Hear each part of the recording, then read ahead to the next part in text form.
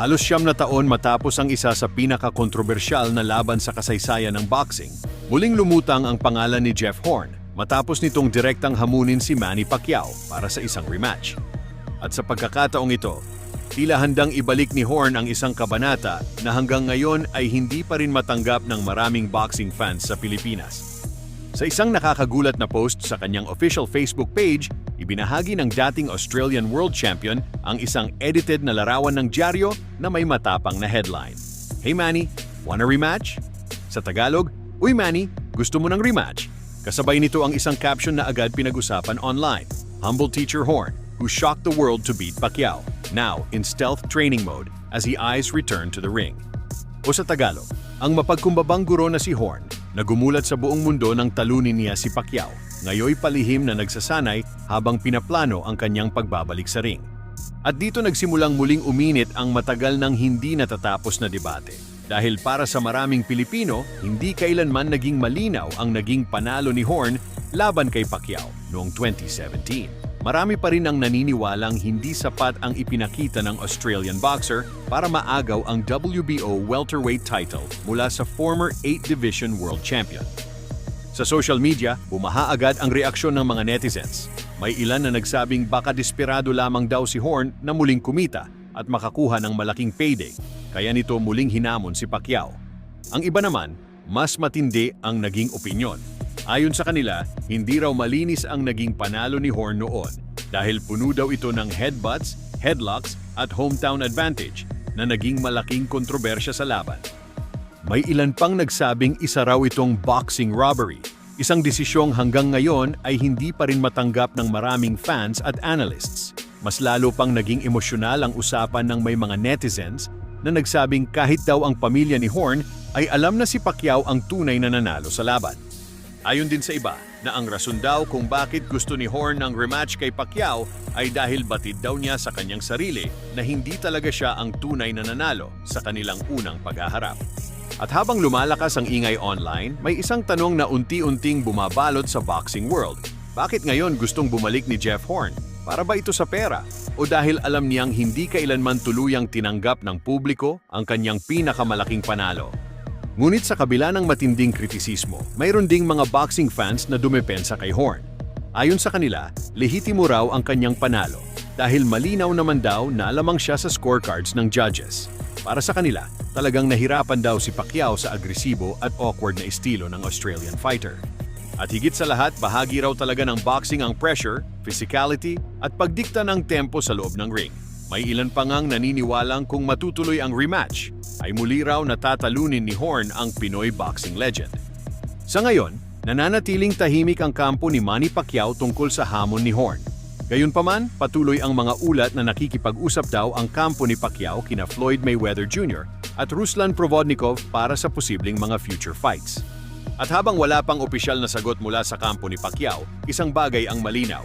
Hindi pa rin tuluyang nakakalimutan ng boxing world ang gabing dumagundong sa Australia noong 2017. Isang gabi na para sa ilan ay greatest upset. Pero para sa marami, isa itong desisyong hanggang ngayon ay nananatiling kontrobersyal. At ngayong muling bumabalik sa eksena si Jeff Horn. Handa na nga ba ang mundo para sa isa pang kabanata ng Horn versus Pacquiao? O isa lamang itong pagtatangkang buhayin muli ang isang laban na hindi kailanman tunay na natapos sa puso ng mga boxing fans? Sa bawat interview, sa bawat viral clip, at sa bawat laban na may kasamang matitinding salita, iisa ang tanong ng maraming boxing fans. Bakit nga ba sobrang angas ni John Riel Casimero? Para sa ilan, ito ang nagpapakulay sa kanyang personalidad. Pero para naman sa iba, malayo ito sa dating imahe ng tahimik at simpleng boxer na minsang minahal ng sambayanang Pilipino. Ngayon, mismong si Casimero na ang umamin sa tunay na dahilan sa likod ng kanyang kontrobersyal na karakter. At ang revelasyong ito ay mas malalim kaysa sa inaakala ng marami. Dating kilala bilang isang tahimik at reserved na fighter, malaking pagbabago ang napansin ng publiko kay Casimero nitong mga nakaraang taon. Mula sa kanyang mga maaangas na pahayag, trash talkan sa social media hanggang sa pagiging agresibo sa harap ng kamera, unti-unti siyang nabuo bilang angas ng Pinas, isang bansag na umani ng halo-halong reaksyon. May mga fans na todo suporta. Para sa kanila, malaking bagay ang confidence at swagger sa mundo ng boxing. Dagdag excitement daw ito sa laban. Mas nagiging kapanapanabik ang build-up at mas naaakit ang mga tao na panoorin ang kanyang mga laban. Pero hindi lahat ay kumbinsido. May ilan na nagsasabing hindi raw ito akma sa kulturang Pilipino. Sa isang bansang nakilala sa pagpapakumbaba, paggalang at pagiging malumanay, marami ang nahirapang tanggapin ang bagong katauhan ni Casimero. Lalo pat madalas iugnay ng mga Pilipino ang pagiging mabuting tao sa pagiging mapagkumbaba, isang pagpapahalagang malalim ang ugat sa pananampalatayang Kristiyano ng bansa. Ngunit sa likod ng lahat ng ingay at kontrobersya, isang simpleng katotohanan pala ang dahilan. Ayon mismo kay Casimero, ang kanyang pag-aangas ay hindi basta pagpapapansin lamang. Ito raw ay bahagi ng negosyo ng boxing. Ipinaliwanag niya na sa modernong panahon ng sports entertainment, mahirap mapansin ang isang fighter kapag masyadong tahimik. Kapag walang ingay, walang hype. Kapag walang hype, kakaunti ang manonood. At kapag kakaunti ang viewers, mas maliit ang kita ng laban. Sa madaling salita, naiintindihan ni Casimero ang realidad ng professional boxing. Hindi sapat ang galing lang sa ring. Kailangan mo ring maging marunong sa pagbenta ng laban. At dito pumapasok ang kanyang maangas na personalidad. Ayun guys, yung angas talaga, nakukuha ko yung angas. Parang diyan ako nakilala eh. Parang dati tahimik lang kasi ako eh. Pero kung tatahimik ka lang, walang manunood sa'yo eh. So dito kasi parang sa US talaga ako yung naano ko na mga sa boxing. Parang kapag maangas ka, mabinta ka talaga. Kaya yun, tinutuloy-tuloy ko na kasi. Pero may isa pang matinding punto na kanyang binitawan.